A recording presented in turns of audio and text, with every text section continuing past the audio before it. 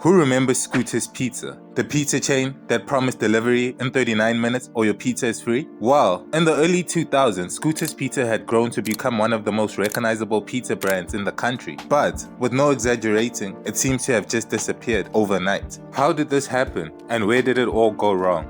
Hi, and welcome to another episode of Mzansi Business, and this is the story of the rise and fall of Scooter's Pizza.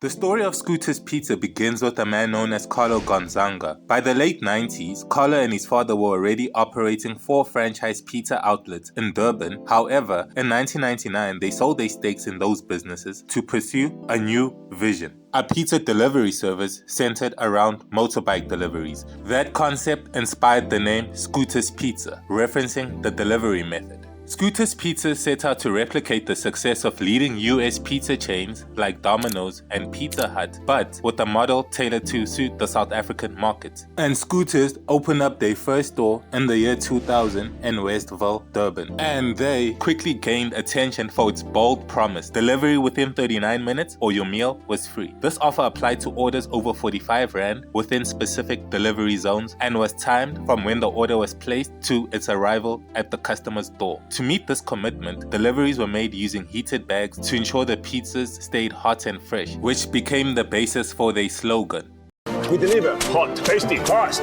The company also had a diverse pizza menu, and the pizzas were actually quite affordable. By the end of the year 2000, Scooters had opened 7 outlets, and in 2001, they expanded into Gauteng, opening 3 stores in a single day. Also around that time in 2001, Nando's Group Holdings acquired a 27% minority stake in the company, providing strategic guidance and resources to accelerate growth. Scooters rapidly expanded through franchising, attracting many aspiring entrepreneurs eager to join South Africa's fast-growing fast food industry. In 2003, Scooters Pizza expanded into Botswana, and by 2004, they had opened up their 50th store. At the time, the South African pizza market was valued at around 1.4 billion Rand, and Scooters held approximately a 5% share of it. The company aimed to triple their share to 15% within 5 years. By the mid-2000s, Scooters was already one of the most recognizable pizza delivery brands in the country, mainly due to their aggressive marketing campaigns. In 2005, Scooters Pizza expanded its market reach by acquiring Maxi's, a family chain of family-style restaurants, and in 2006, a separate company, Taste Holdings, was established to house the company's interests. The company was then listed on the JSE's AltX exchange. Taste Holdings would also further diversify its portfolio in 2008, acquiring NWJ Jewelers, also known as Natal Wholesale Jewelers, one of the biggest jewelry brands in South Africa. The growth continued steadily, and by 2010, Scooters Pizza operated 128 stores nationwide. That same year, its parent company, Taste Holdings, acquired St. Elmo's, a national chain of 40 pizza outlets, further strengthening its position in the South African pizza market. In 2011, Taste Holdings expanded further by acquiring the fish and chips brand. Let me know in the comments if I should cover that in the future. In 2012, Scooters Pizza did a major brand refresh. The refresh included updating the logo, the menu, and signage while retaining the brand's core red and yellow color scheme. They also introduced a new tagline: